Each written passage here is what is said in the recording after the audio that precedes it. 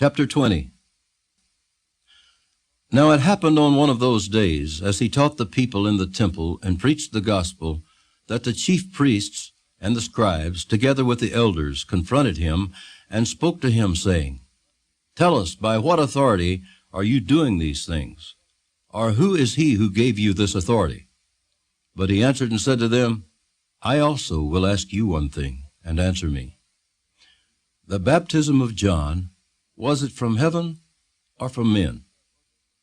And they reasoned among themselves, saying, If we say from heaven, he will say, Why then did you not believe him?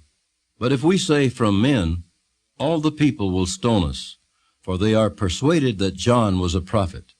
So they answered that they did not know where it was from. And Jesus said to them, Neither will I tell you by what authority I do these things.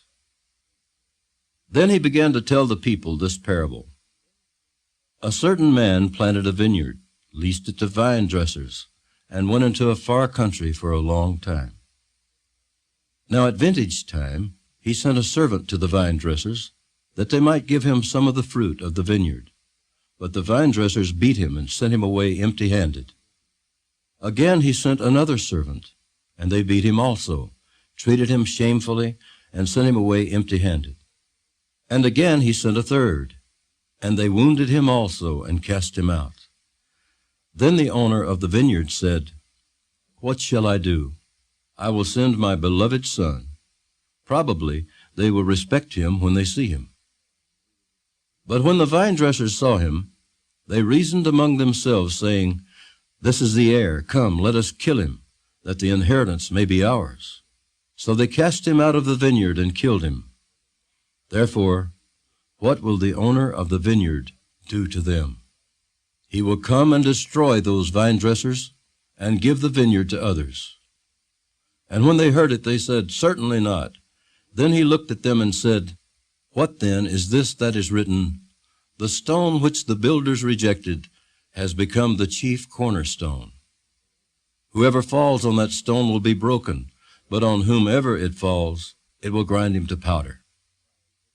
And the chief priests and the scribes that very hour sought to lay hands on him, but they feared the people, for they knew he had spoken this parable against them. So they watched him, and sent spies who pretended to be righteous, that they might seize on his words, in order to deliver him to the power and the authority of the governor. Then they asked him, saying, Teacher, we know that you say and teach rightly, and you do not show personal favoritism, but teach the way of God in truth. Is it lawful for us to pay taxes to Caesar or not? But he perceived their craftiness and said to them, Why do you test me? Show me a denarius. Whose image and inscription does it have? They answered and said, Caesar's. And he said to them, Render therefore to Caesar the things that are Caesar's, and to God the things that are God's. But they could not catch him in his words in the presence of the people, and they marveled at his answer and kept silent.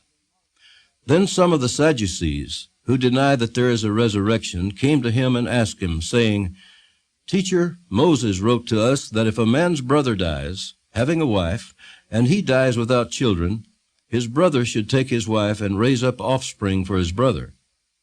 Now there were 7 brothers, and the first took a wife and died without children. And the second took her as wife, and he died childless.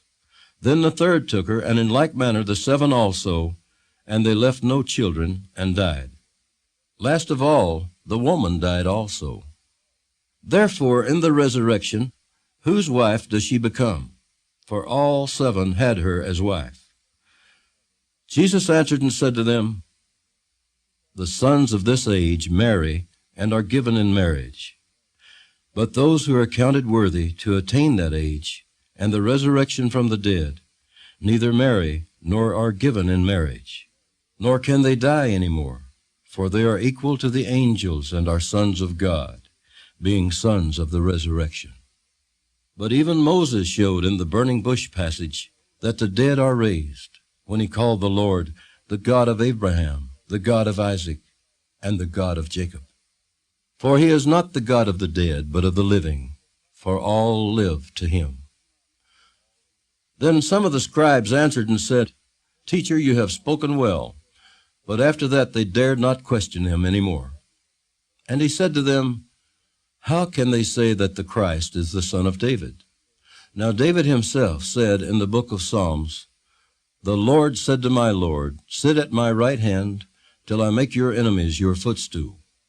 Therefore David calls him Lord. How is he then his son?"